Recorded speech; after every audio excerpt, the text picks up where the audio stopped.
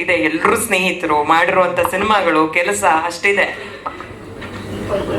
ಒಂದ್ ಕ್ವಶನ್ ಎಲ್ರು ಕೇಳಿದ್ರು, ಬಾಬು ಸರ್ ಕೇಳಿದ್ರು, ಇಂಥ ಕಂಟೆಂಟ್ ಹೆಂಗ್ ಒಪ್ಕೊಂಡ್ಬಿಟ್ರು ಮಂಜು ಸರ್ ಅಂತ. ಅದ್ ಹೇಳ್ಬಿಡಿ ಸರ್. ಎಲ್ರಿಗೂ ನಮಸ್ಕಾರ. ಚಿತ್ರರಂಗದಲ್ಲಿ ಇವತ್ತು ನನಗೆ 48-49 ಸಿನಿಮಾ ಆಗಿದೆ ಅಂದರೆ ನನಗೆ ಪ್ರೋತ್ಸಾಹ ಕೊಟ್ಟರು ನಮ್ಮ ಜನ. ಇನ್ನೂ 15 ಸಿನಿಮಾ ಬೇಕಾದ್ರೆ ಮಿಸ್ ಆಗೋಯ್ತು. ಕಾರಣ ನೀವು ಯಾರು ಹೇಳ್ತೀರಾ? ನಾನು ಹೇಳ್ತೀನಿ. ನನ್ನ ಗುರುಗಳು ವಿಷ್ಣುವರ್ಧನವರಿಲ್ಲ, ಅವರಿದ್ದರೆ ಪ್ರತಿ ವರ್ಷ ಒಂದೊಂದು ಸಿನಿಮಾ ಮಾಡ್ತಿದ್ದೆ. ಅದರಿಂದಲೇ 15 ಸಿನಿಮಾ ಕಂಟಿನ್ಯೂ ಆಗೋಕ್ಕೆ ಸಾಧ್ಯ ಆಗಿದೆ.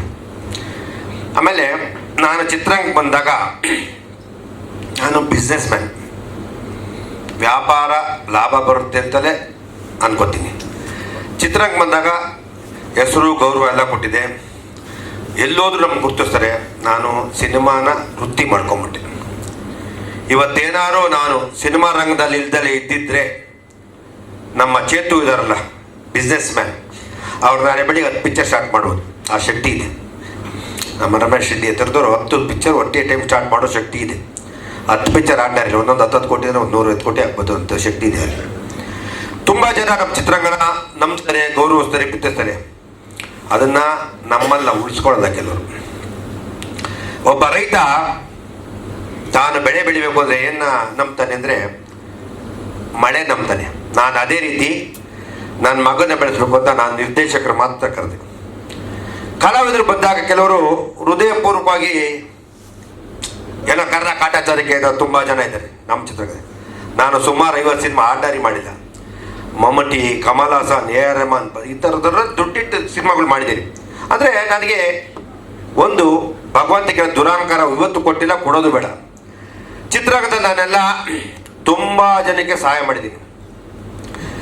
ಸಹಾಯ ಅಂದರೆ ಯಾವ ರೀತಿ ಅಂದರೆ ತುಂಬ ದುಡ್ಡಾಗ್ಬೋದು, ಎಲ್ಲ ವಿಷಯದಲ್ಲಿ ನಿಂತ್ಕೊಂಡು ಯಾವುದೇ ಇದ್ರ ಮುಂದೆ ನಿಂತ್ಕೊಂಡು ಸಿನಿಮಾ ಮಾಡ್ತೀನಿ. ಯಾಕೆಂದರೆ ಒಬ್ಬ ನಿರ್ಮಾಪಕ ಉಳಿಬೇಕು, ಚಿತ್ರರಂಗ ಬೆಳಿಬೇಕು.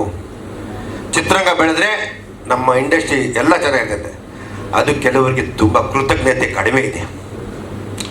ಆಮೇಲೆ ನನ್ನ ಸ್ಟೈಟ್ ಮಾಡುವಂತ ಎಲ್ಲ ಬೈದು ನಾನು ಕೇರೆ ಮಾಡೋದು. ಯಾಕೆಂದ್ರೆ ನಾನು ಯಾರ ಹತ್ರ ಯಾವ ಸಾಲ ತಂದು ಬಸ್ಕಿ ಹೊಡೆದು ನಮಸ್ಕಾರ ಹೊಡೆಯೋ ಲೈಫಲ್ಲಿ ಕ್ಯಾಟಗಿರಿ ನಾನಿಲ್ಲ. ನಾನೊಂದು ಕಾಲದಲ್ಲಿ ಆಟೋ ಡ್ರೈವರ್, ಇವತ್ತು ಪ್ರೊಡ್ಯೂಸರ್. ನನ್ನನ್ನು ಯಾರು ಶೇಕ್ ಮಾಡೋಕ್ಕಾಗಲ್ಲ. ಯಾಕೆಂದರೆ ಪಾರಂಪರ್ಯ ಯಾರ್ದು ದುಡ್ಡು ತಂದಿಲ್ಲಲ್ಲಪ್ಪ, ನಮ್ಮ ಅಪ್ಪಂದು ಇಸ್ಕೊಳ್ಳಿಲ್ಲ ನಾನು. ಅದಕ್ಕೆ ನನ್ನ ಮಗ ನನ್ನ ಹತ್ರ ಇಸ್ಕೊಳ್ಳಲ್ಲ. ಅವರೇನ ಕಾಸು ಕೇಳಿದ್ರೆ ನಂದು ಲಾಕರ್ ಡ್ರೈವರಲ್ಲಿ ಬೀಗ ಅಲ್ಲೇ ಬಿದ್ದಿರ್ತದೆ.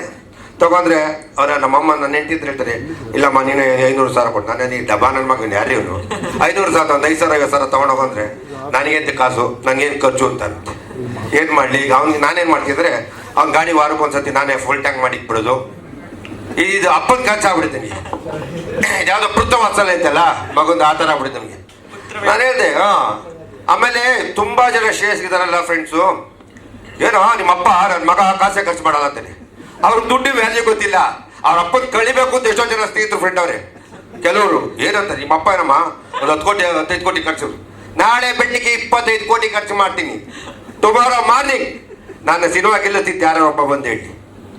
ಇದು ಒಂದು ಕ್ರಿಯೇಟಿವ್, ಒಬ್ಬ ಕತೆ, ಒಬ್ಬ ನಿರ್ದೇಶಕರು ಕತೆ ಬರೆದು ಶ್ರೇಯಸ್ಗೆ ಅಂತ ಕತೆ ಬರೆದು ಗೆಲ್ಲಿಸ್ಬೇಕು. ಸಿನಿಮಾ ಗೆದ್ರೇ ಆಟ. ದುಡ್ಡು ಖರ್ಚು ಮಾಡಿದ್ರೆ ಸಿನಿಮಾ ಅಲ್ಲ. ಎಲ್ಲ 100 ಕೋಟಿ 200 ಕೋಟಿ ಆ ಥರ ಇದ್ರೆ ಎಲ್ಲರೂ ಸಿನಿಮಾ ಬಂದ್ಬಿಟ್ಟಿರು. ಅದನ್ನು ಸಿನಿಮಾ ಅಲ್ಲ. ಈಗ ನನ್ನ ಮಗ ಯಾವಾಗ ಹೇಳ್ತಾರೆ, ನಮ್ಮಪ್ಪ ಖರ್ಚು ಮಾಡಲ್ಲ. ಖರ್ಚ ಈ ದುಡ್ಡನ್ನ ಸಂಪಾದನೆ ಮಾಡೋಕ್ಕೆ ಇಷ್ಟು ಕಷ್ಟ ಬಿದ್ದಿದ್ದೀನಿ ಅಂದರೆ ನನಗೆ ಗೊತ್ತು ನನ್ನ ವ್ಯಾಲ್ಯೂ ಏನು ಅಂತ. ಯಾಕೆಂದರೆ ನಾನು ಸುಳ್ಳು ಪಳ್ಳಿಗಳೆಲ್ಲ ಲೈಫಲ್ಲಿ ಸುಳ್ಳು ಅನ್ನೋದು ಗೊತ್ತೇ ಇಲ್ಲ. ಈ ಫೀಲ್ಡ್ ನೋಡಿದಾಗ ನಂಗೆ ತುಂಬ ಹಳೆ ಲೋಗಳು ಒಂದು 3-4 ಕ್ಯಾಪ್ನ ಬರ್ತದೆ. ಹ್ಞೂನ್ರಪ್ಪ, ನಾನು ನಿಮಗೆ ಕೇಳಬೇಕಾಗಿದ್ದ ಪ್ರಶ್ನೆ, ಅವ್ರು ಯಾರು ಕರೆಕ್ಟ್ ಆಗಿ ಆನ್ಸರ್ ಮಾಡಲಿಲ್ಲ. ಈಗಿನ ಜನರೇಷನ್ ಅಲೋವಿಲ್ಲ. ಅಲೋ ಮಾಡಕ್ಕಂದ್ರೆ ನಾನು ಆಟೋ ಓಡ್ತಿದ್ದೆ, ಇದು ನೋಡಿದಾಗ ಅವ್ರು ಹೇಳೋರು ಆಟೋ ಡ್ರೈವರ್ಗೆ 8 ಕೊಡ್ತಾರೆ ಹೋಗೋನವ್ರು. ಇವತ್ತೆಲ್ಲ ಫೋನ್ ಮಾಡ್ತಾರೆ, ನಿನ್ನ ಮದುವೆ ಆಗಿರೋ ಚೆನ್ನಾಗಿತ್ತು ಅಂತ. ಏನು ಮಾಡಿ ಇವತ್ತು ಬನ್ನಿ ಅಂತ ಹೇಳ್ತೀರಾ? ನಿಂತ ಕೇಳ್ತೀನಿ. ಸುಮಾರು ಜನ ಹೇಳ್ತೀನಿ, ಇವತ್ತು ಎಷ್ಟು ಜನ ಹೇಳ್ತಾರೆ, ಮಂಜು ನೀವು ಪುಟ್ಟಿದ್ರು ಆಯ್ತಾ ಇದ್ರೆ ಪುಟ್ಟಿದ್ರು. ನೀವೇನು ಪುಟ್ಟಿದ್ರು? ನಾನೇ ಪುಟ್ಟಿರ್ಲಿ ಬಂದು ಇವತ್ತೆಲ್ಲ ಅಂತಾರೆ, ಮಂಜು ಅವರೇ ಮಿಸ್ ಮಾಡ್ಕೊಂಡೆ ಅಂತ. ನೋಡಪ್ಪ ನಾನೊಂದು ಕಾಲಿದ್ದೀನಿ ಅಂತ ಹೇಳಿದ್ದೀನಿ. ಪಾಪ ನನ್ನ ಹೆಂಡತಿ ದೇವತೆ ಆಯಮ್ಮ ಪಾಪ. ಲಾಸ್ಟಿನ ಬೈಲೇನೇನು ಬೇಡಿತ್ತು, ಈಗ ಮ್ಯಾನೇಜ್ ಮಾಡ್ತಾ ಇರೋದು.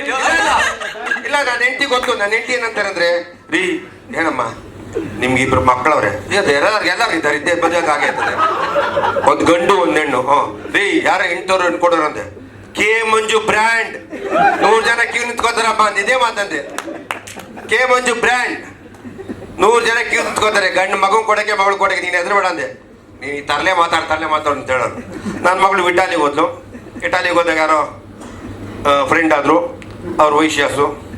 ಡ್ಯಾಡಿ ಈ ಥರ ಫ್ರೆಂಡ್ಸು ನಾನು ಮದುವೆ ಮಾಡ್ಕೋಬೇಕು ಅಂತ ಅವ್ರು ಕೇಳೋರು. ಏನಂತೆ, ನಿನಗೆ ಇಷ್ಟ ನಾನು, ಅವ್ರಿಗೂ ಇಷ್ಟ ಅಂತೆ.